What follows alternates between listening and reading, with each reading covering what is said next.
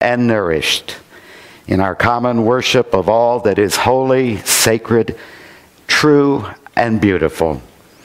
For this community of affection and for the ties that bind, we give thanks. Whoever you are and wherever you are on your life's journey, you are welcome to accompany us today. Welcome, and let us worship together. And let us begin by singing our theme song, We'll Build a Land. It's on page 121 in your gray hymnal. My friend Lynn Unger, who was in seminary with me together, she calls it boundaries. The universe does not revolve around you. The stars and the planets spinning through the ballroom of space dance with one another quite outside your small life. You cannot hold gravity or seasons, even air and water. Inevitably, they evade your grasp. Why not then let go? You can move through time like a shark through water, neither restless nor ceasing, absorbed in and absorbing the native element. Why pretend that you can do otherwise? The world comes in at every pore, mixes in your blood before the breath releases you into the world again. Do you think the fragile boundary of your skin could build a wall? Listen. Listen. Every molecule is humming its particular pitch. And of course, you are a symphony. Whose tune do you think the planets are singing as they dance? Listen, every molecule is humming, and of course, you are a symphony.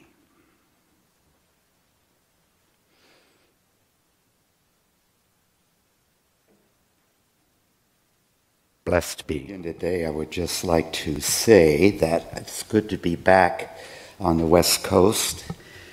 I have been in Tampa, Florida for the last week, attending a Unitarian Universalist ministers' convocation, a gathering of the tribes of other ministers, around 400 of us. It was very good to do that and to be there.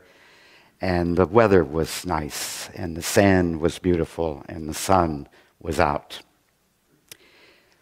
But, now I know I've only been here a few months so far as your interim minister, and in some more months down the line I will be leaving and going on. But I just have to say that when I came in the place this morning, into the sanctuary, and when I began to see you all here, and then when I heard the bell ring signaling the gathering of the people into this room, and then when I heard the call to worship and the chalice lighting, I realized how very happy I am to be here. I'm happy to be here with you. So thank you for coming today. Thank you for being here. Thank you for supporting each other in this place. And just as a fringe benefit, thank you for being here for me. Yeah, that's true. Some of you will remember this scene. It's Christmas Eve, and the bicycle that you bought for your kid is in the box. And when you get ready to put it all together, you notice a small piece of lettering on the side of the box that says, "Some assembly required." And then you open it to discover 1 million pieces of a bicycle. And you didn't know that a bicycle had 1 million pieces. And then you found this little instruction sheet, formerly written in Japanese, but then translated into American English poorly, explaining how to put it all together. Undeterred, you begin the process, and 3 or 4 hours later, your creation sort of looks like a bike, albeit with mysteriously odd pieces sticking out here and there. Plus, you have several pieces left over, and there are several pieces missing. All the while, the words ring in your mind, "Here comes Santa Claus, here comes Santa Claus, right down Santa Claus Lane." And you are sad because it's Christmas Eve, or maybe it's Christmas morning by now. And then you remember that you actually have 2 kids and 2 bicycles to put together. Now, on Christmas Eve, it's not just bicycles that have to be assembled. There are other toys, including those infamous ones that have a little fine print thing at the bottom that says, "Batteries not included." And it's not just toys. I once bought a $500 amplifier to power a home entertainment center. And when I purchased it, I asked the fellow how hard it was to set it up. And he said, "It's a little hard, a little difficult, but really all you need to do is read the instruction booklet and to follow the instructions line by line, and eventually you'll get it going." And I was kind of daunted at that, and I said, "Well, how much would it cost to have a tech geek to come over and put it up for me?" He said, $300. And I said, "Oh, a $500 thing, and it costs $300 to put it together. Okay, I think I can do that myself. Thank you very much." 5 years later, I never really did have the thing set up right. And finally, I gave up and I bought a new one, which was much less sophisticated and therefore much easier to put together.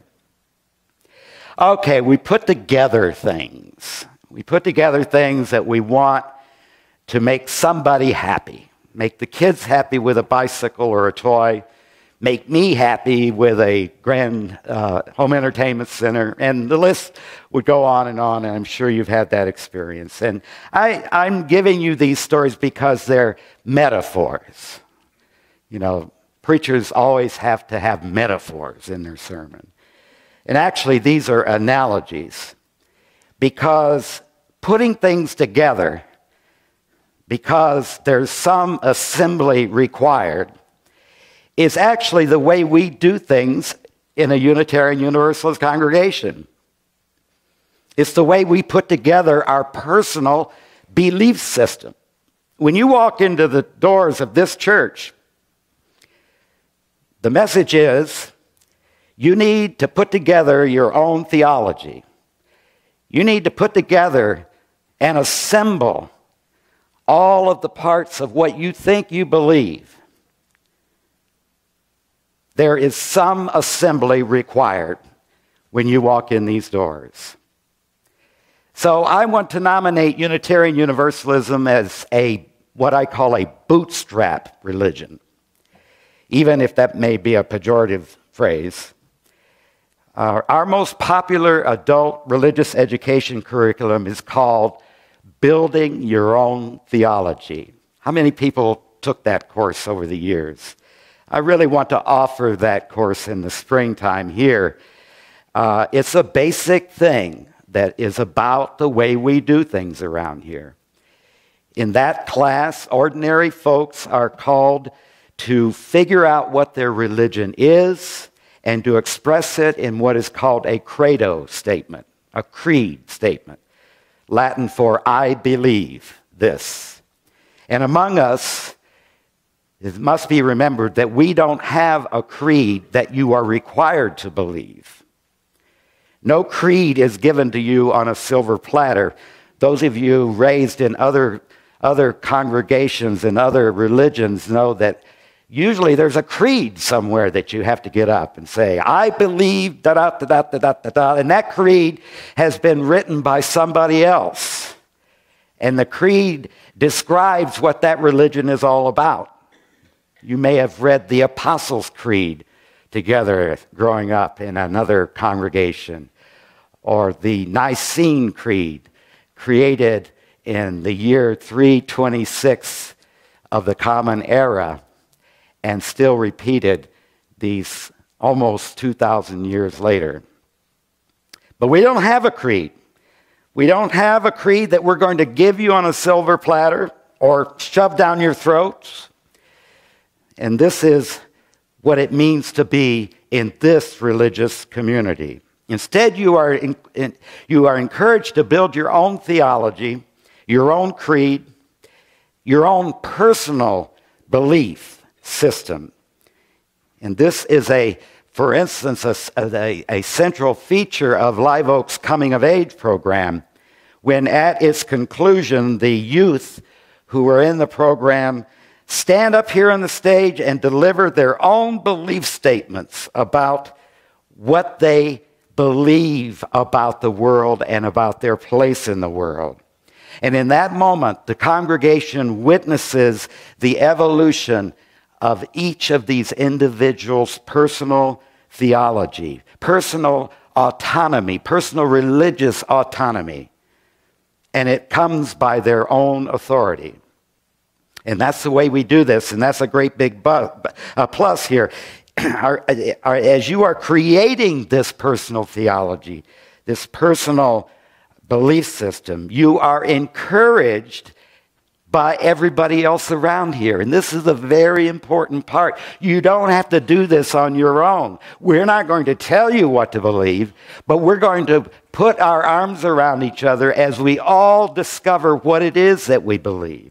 And over the years, I have been involved with many coming-of-age programs and many teachings of that class, building your own theology. And each time, I always write my own credo, and I can look back and see maybe 20 different credos, and they're all different. They all have evolved, so that tomorrow and next year and 10 years from now, I may have a different belief system, but through it all, I am always a Unitarian Universalist. And I'm encouraged to do that spiritual growth, as it is written in our principle statement. This is the ministry of the community of faith, I think. Our ministry means helping one another pull on those boots and rise up as we sing, from each of us to all of us. The first time I ever heard the word Unitarian Universalism was from my high school Spanish teacher. And he told me that he wasn't very religious and he didn't go to church. But he said if I did go to church, the one I would go to would be the Unitarian Universalist Church. And he summed up, and I'd never heard about it. I didn't know what he was talking about. But he summed up the faith like this. He said, we supply the building, you supply the religion.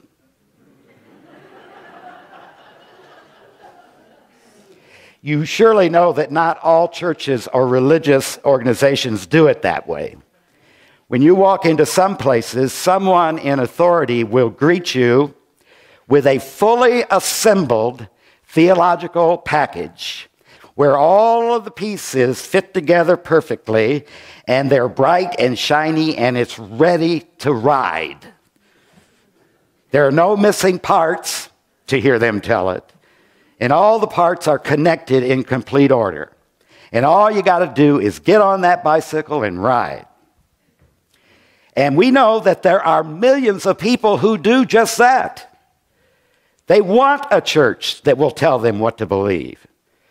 After all, it is kind of confusing when you talk about meaning, for instance.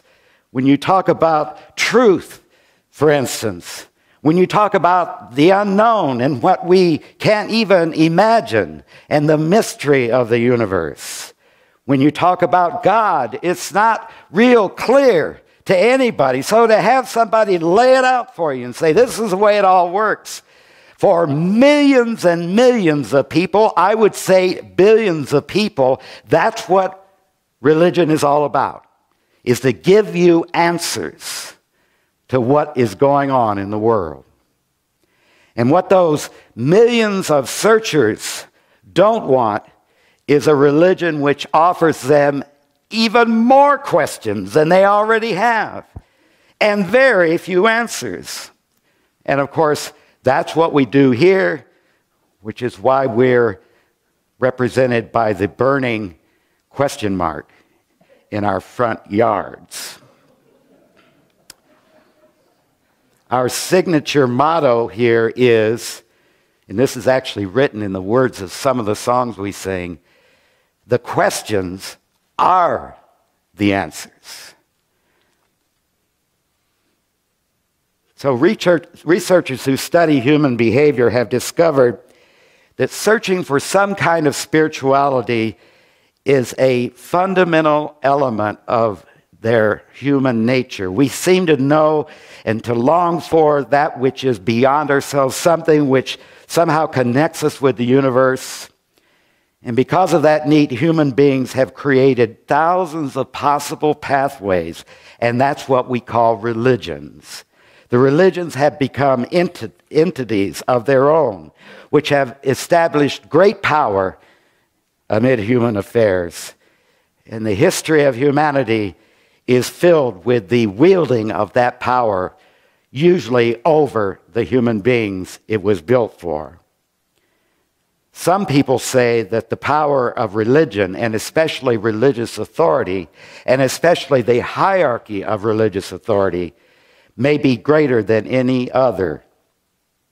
Now we know that power corrupts, and absolute power corrupts absolutely, and we certainly have seen that aphorism manifest in the world of institutionalized religion.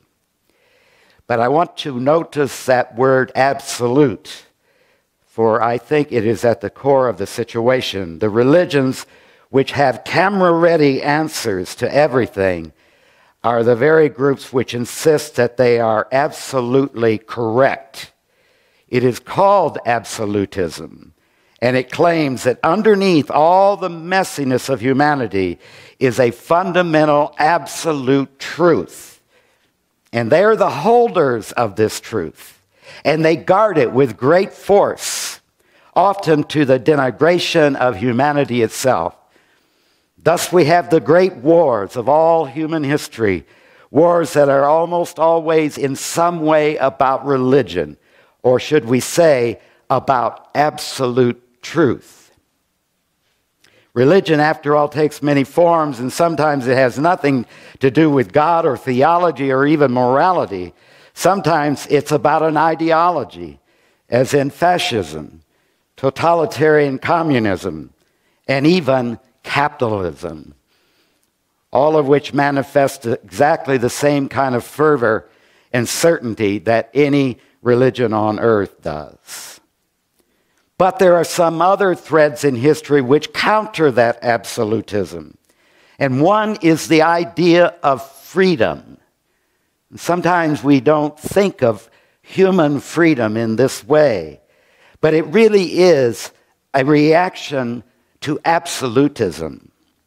I'm talking about that remarkable human ability to choose. And in a political sense, it's about choosing how we want to be governed, for instance. And this is the manifestation of the development of democracy. And believe it or not, there are also religions whose very existence rests on freedom of belief. And our Unitarian Universalist history is grounded in a devotion to the right that human beings have to choose. 200 years ago, we emerged onto the American religious scene, and we were identified immediately with the theological notion of human freedom. Our Protestant cousins, the Calvinists, who we came over from Europe with to this new world, the Calvinists believed that human history was actually predestined. It was preordained by God, and that human beings were selected or elected, as they said, from the beginning of time as the only ones to be saved. And no matter what they did, it was absolutely true that their lives were preordained and predestined. And they were going to go to heaven no matter what, because they had been elected by God. On the other hand, we Unitarians and Universalists made the claim that human beings could choose how to live their life. And in fact, were created as free moral agents. And in this way, we said human beings were created in God's own image, since God, we believed, is the source of that freedom, and we're just like God. In fact, we are gods in that sense. We can choose. We have the freedom to choose how it is that we want to live our lives, and even how we want to believe the essences of our lives. Human freedom and its enormous implications became central to our theology, and in fact, it became associated with us. We were even called nasty names, like freethinkers and people that were in this free will movement in American religion. And I believe that all of human history is, to some varying degree, a history of humanity's long and hard fight for freedom, and in this case, for the right to choose. Hegel once wrote, "The history of the world is none other than the progress of the consciousness of freedom." The essential element of the concept of democracy is none other than the vigilant guarantee of the right of the people to choose. What an incredibly precious privilege this is. For me, it comes directly out of the recognition of the inherent worth and dignity of every human being. If you are worthy, if you have this inherent worth and dignity, you are able, in fact, you have the right to choose, to decide things for yourselves. And that's why it is a religious issue for me. No longer is there a higher up needed to make decisions for you.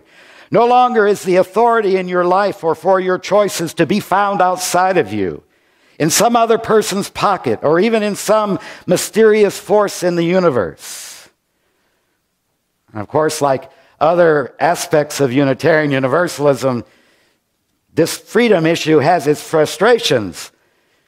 The primary one is that when I make choices and when I make decisions about my life and my actions, I must be prepared for the consequences which proceed from those decisions.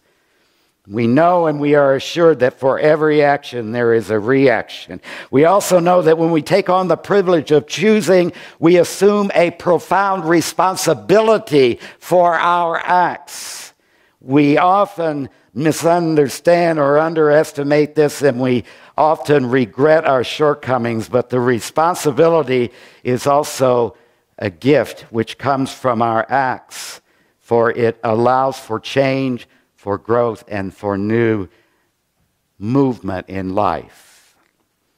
Life, as we have known, is simply the ongoing process of change from one minute to the next, from one picture, from one circumstance to one's life to the next one. And all along the way, we believe that human beings can make those choices. This is the realm of true religion, I think: freedom, responsibility, change, new life. And I'm talking about individuals now. I'm talking about each individual having the right to choose and the freedom to create and to build a theology that is personal. But I also want to talk about Live Oak Unitarian Universalist Congregation, because we are a collection of freedom-seeking people. And we come together to think of these great ideas and to imagine the possibilities. And now in this transition time here in this congregation, we talk about freedom. And we talk about the amazing ability that all of you individually and then all of you together, the decisions that you can make to say what it is that you believe about the congregation and about what you're doing here and about your identity, about what on earth are you doing and what will you think of next. This is a religious realm, and we do it together. So now we go back to the beginning, and we think of that bicycle, and we must remember why we wanted to assemble that bicycle in the first place. We wanted to give a gift of joy to our child, a gift of freedom, really. It's a gift that allows for and even encourages a child to get on it and ride out into the world. Imagine that, riding out into the world. And so we give the bicycle as a vehicle for that chance to be free in the world, to explore the world, to look into the world and see what mysteries there are and what beauty there is and what joy there is. This bicycle represents one of the first examples of freedom for a child, and it brings joy to the child, and perhaps just as importantly, it gives joy to the giver of the bicycle. And this metaphor holds for us as we seek to find meaning and truth in our lives, for really, in the end, it is about the joy of freedom. So I would offer one more metaphor beyond the bicycle as something to be assembled. One of the neatest gifts I ever received at Christmas was a set of Tinker toys. Nowadays, they're called Legos. And the underlying principle of Tinker Toys and Lincoln Logs and Erector sets and Legos is that you end up with something, whatever it is that you are building, and realize that it's the joy of the assembling that why you like this thing. The joy of putting together those blocks and those little sticks with the holes in the really round circles. And I remember spending countless hours putting together my great projects with Tinker Toys, building a Ferris wheel or a windmill. And I would assemble a certain part of it, and then I realized that I might be able to do it better by moving the parts around and making it work better. The fans on the windmill don't quite work right. Well, let's rebuild it there, and let's tinker with it, and let's make it better by assembling it exactly the way we want it to be. So I took this apart and then realized it could be better by doing it a different way, and I started over, and it went on, and I was creating my beautiful Tinker Toy cradle, my Tinker Toy world of where I wanted to live. And now that has transformed itself into my new act of creating, act of assembling, which is that of all things, I love to put together model trains. And I get to get a board out here and put on the board, and I can, just like God, I can say, there's going to be a mountain there. And so I build a mountain there. And then there's going to be a lake over here and a river going down through here. And behold, It is true. And then when I start constructing the track of the train, I realize that I may have to go through that mountain, or I may have to go over that river in order for the train to make a complete circle around and in and out. And I feel so divine when I'm doing this because I get to choose. I get to choose exactly the way I want this world of mine to be. That's a metaphor. That's an analogy of what we're doing right here together, even now in this place. In this church, you are giving all of these interesting pieces and parts of the puzzle. And you are challenged to take these pieces and begin assembling them and making them into something that coherent, something that you can live by, something that makes sense to you. And the most delightful part of this process, just as it was in the olden days, is the process that the community accompanies you, works with you, maybe even gives you advice, and then takes advice from you as you're building this, all the while caring about each other in this remarkable realm of compassion and care.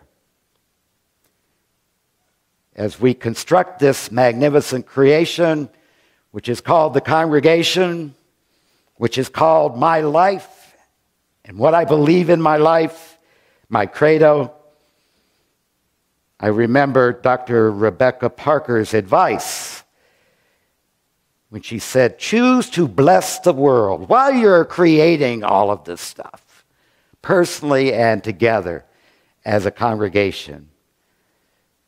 You have a lot of choices to make. Choices of what this part's going to do with that part and how they're going to be connected and what somehow it might look like at the end of the process. And all along the way, she said, choose to bless the world, to make your creation of your life and of your community a blessing to the world. So she writes these words, your gifts, whatever you discover them to be, can be used to bless or to curse the world. The gift of your mind's power, the gift of the strength of your hands, and even the reaches of your heart. You can bless the world with your gift of speaking, of listening, of waiting. And any of these can serve to feed the hungry, to bind up the wounds, to welcome the stranger, to do the work of justice and offer love. Choose to bless the world, and that blessing will draw you into community. And here, where we share that endeavor as we pass our heritage on, where we struggle yet with companions in whom we believe and trust. None of us can do it alone. Alone, we cannot save the world. But together, that's another possibility. And it's waiting for us all the time. To these words from Rebecca Parker, I say, may they be so. And from Captain Kirk, I say, make it so. Amen.